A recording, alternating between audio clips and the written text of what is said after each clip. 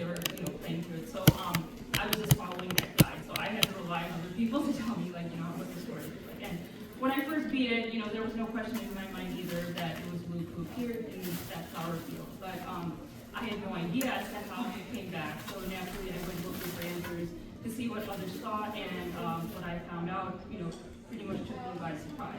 So it didn't occur to me that, Namco at the time that they would choose to leave the ending open despite what I thought. So it seemed clear to me enough that Luke had returned alive. But since I used a guide, there wasn't, and there was no other guides for like the rest of the game text. So, I was just going off of what other people were saying, and then I read about the contamination side quest and how others were thinking it was Ash who returned instead, and I was frustrated that I couldn't really understand the side quest for myself. So I had to wait until the game released in English, and then finally I was able to go through the game, as I so I can go through the way I wanted, and then finally I could analyze everything.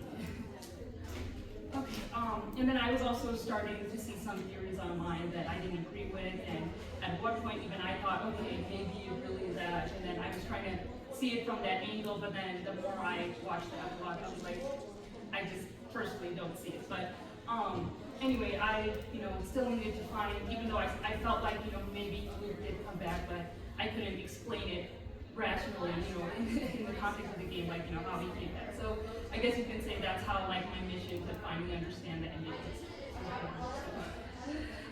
But first things first, I wanted to get this out of the way that for anyone who's wondering, if you already have your own established theory on what you think happened, I'm not here to try and change your mind, especially if you feel like your own theory makes sense, it makes the most sense. But if you don't have your own